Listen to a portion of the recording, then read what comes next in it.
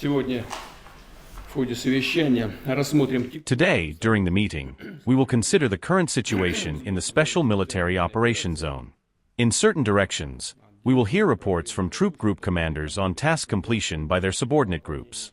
Additionally, this week the Russian armed forces conducted a training of strategic offensive forces, during which training and combat launches of all three components of the Russian Federation strategic nuclear forces were conducted, as well as tests of advanced weapon models. Let's get to work. Comrade Supreme Commander-in-Chief, the troops of the Joint Group continue to carry out tasks to liberate the Donetsk and Luhansk People's Republics, Zaporizhia and Kherson regions, during the special military operation. Today, I would like to highlight two directions in particular. The first is the area of responsibility of the Center Group comprising the 2nd and 51st Army units. Advancing on converging directions, they completed the encirclement of the enemy in the Krasnoarmeysk and Dmitrovo area. A large group of the armed forces of Ukraine comprising 31 battalions has been blocked, including units of the 25th Airborne, 79th Air Assault, and 68th Jaeger Brigades, as well as the 35th and 38th Marine Brigades, the 425th Separate Assault Regiment, and the 153rd and 155th Mechanized Brigades. During the performance of combat tasks, the most distinguished servicemen were from the 30th Separate Motor Rifle Brigade and the 439th Motor Rifle Regiment of the 2nd Army, as well as the 9th and 110th Separate Motor Rifle Brigades of the 51st Army, and also the personnel of the Rubicon Unmanned Technology Center Unit. The successful execution of the operation to encircle the enemy was facilitated by delivering comprehensive fire damage to the formations of the armed forces of Ukraine throughout the depth of their operational formation, as well as isolating the area of hostilities to disrupt the uninterrupted supply of enemy units. Currently, the Center Group faces the equally important task of destroying the encircled group of the armed forces of Ukraine in the Krasnoarmeysk-Dmitrovo agglomeration area. Secondly, in the area of operations of the Western Troop Group, the city of Kupiansk has been encircled. Meanwhile, assault units of the 68th Motor Rifle Division of the 6th Army, executing a flanking maneuver, captured the enemy's crossings over the Oskol River south of the city. In cooperation with the 47th Motor Rifle Division and the 27th Motor Rifle Brigade of the 1st Tank Army, they blocked the Armed Forces of Ukraine group on the left bank of eastern Kupiansk. Encircled are subdivisions of the 14th, 43rd, 116th Mechanized Brigades of the enemy, as well as the 1st Brigade of the National Guard of Ukraine. In total, 18 combat battalions. Additionally, units and formations of the Western Troop Group continue to successfully advance in the Krasnolimansk direction, with the liberation of the settlement of Yampol nearing completion. Offensive actions are also being conducted in other directions. Over the past 2 weeks, the Northern Troop Group has successfully advanced in the southern part of Volchansk. To date, more than 70% of the city has been liberated. The Southern Troop Group assault units have liberated the settlements of Dranovka and Pleshchevka, continuing urban battles in Seversk and Konstantinovka. The East Troop Group is advancing in the Dnipropetrovsk and Zaporizhia regions, liberating 6 settlements. Comrade Supreme Commander-in-Chief, during the training of strategic nuclear forces, combat training launches of YRS and Siniva intercontinental ballistic missiles, as well as 2 Kh-102 air-launched cruise missiles, were conducted. The objectives of the training have been achieved. Report finished. Thank you.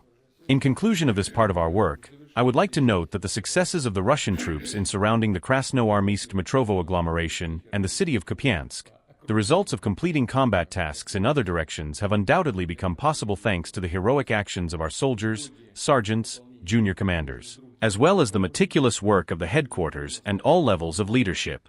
I want to congratulate the entire personnel of the Joint Troop Group with these results. At the same time, as noted earlier, there lies a great deal of difficult work ahead in eliminating the surrounded enemy formations. In this regard, I would like to draw attention to a few points. First, to minimize unnecessary casualties, I urge you, as we have done with you before, to take all necessary measures to ensure the surrender of Ukrainian servicemen, those who wish to do so. We know you know better than anyone that this is not easy for the servicemen of the Ukrainian army because they are fired on from behind and targeted by drones from above, eliminating those trying to surrender. Nevertheless, on our part, it is natural, and it is necessary to act with prisoners in accordance with international law and the legislative framework of the Aryan Federation. Historically, the Russian army has always treated a vanquished enemy with mercy, and we will proceed from this. We have discussed this with you many times, and we have not reported on the various situations occurring at one or another section of combat contact. In the same manner, I ask you to continue to act. And of course, during combat operations to clear these territories, everything must be done to ensure the safety of the civilian population, which Ukrainian formations use as a human shield. The local residents must be provided with all necessary assistance, and measures should be taken for their evacuation to safe areas. The troop group commanders must continue to execute special military operations according to the plan developed by the General Staff of the Armed Forces. At the same time, ensuring the preservation of the lives of our servicemen is a priority task. We talk about this with you constantly, and I know how you personally feel about it. So my approach, which you also know, is that we will not prioritize some dates or events over the military advisability. We will always, as we have done so far, prioritize the preservation of the lives of our guys, our servicemen. As for the training of strategic offensive forces, this once again. We have confirmed the reliability of Russia's nuclear shield. Strategic forces are capable of ensuring the national security of the Russian Federation and the Union State in full.